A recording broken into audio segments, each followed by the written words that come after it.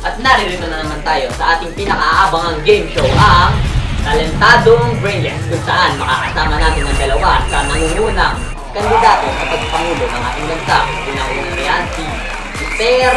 Mahirap.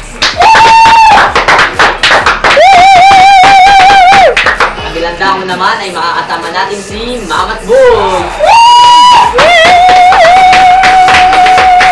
Bago tayo magsimula, Mr. Mahirap, may gusto ka ba sabihin sa iyong mga kalaban? Mamat Boy! Ito lang gusto kong sabihin sa'yo eh. Ang gwapo ko, di ba? Ikaw, Mamat Boy, labang gusto kong sabihin sa kalaban mo si Mr. Mahirap. Meron syempre. Alam mo, Mr. Mahirap? You're such a loser. Bago pa magkainitan, simulan na natin ang laro. Madali lang yan. Sasagutin nyo lang ang tanong ko. Tao ng game. Pindutin kong buzzer namin. Okay. First question. Anong machine ang gagamitin ngayong eleksyon?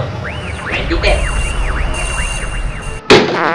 Fax machine! Mali. Ang kasagutan natin ay nagsisimula sa letter P. Fax machine! Mali pa rin. Dahil ang tamang kasagutan ay PCOS machine. Tandaan niyo yan ha, baka hindi kayo makaboto. Susunod na tanong. Saan mapupunta ang buwis na binabayaran ng mamamayang Pilipino? Sa bank account ko? Mali. Ang tamang sagot ay 5 letters na nagsisimula sa letter B. Bulsa ko! Mali pa rin. Ano ba naman yan? Ang tamang sagot ay mapupunta ang buwis sa ating bayan. Tandaan niyo yan ha, mga kurakot.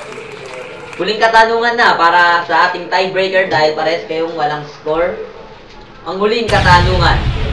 Ano ang katangian dapat tagayin ng susunod na Pangulo ng Bansa?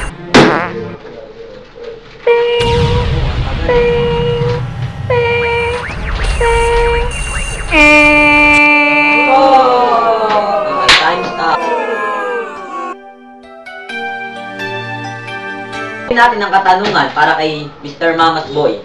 Ang ating last question.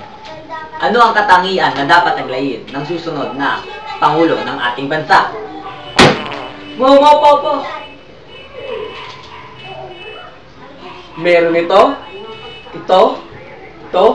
higit sa lahat, ito! Woo! Mali pa rin ang iyong kasagutan. Dahil ang tamang sagot sa ating tanong ay ang taong bayan na lamang ang makapag-uusga. At muli sa susunod na edisyon ng ating paborito malabas, ang Talentadong Brainless! Luha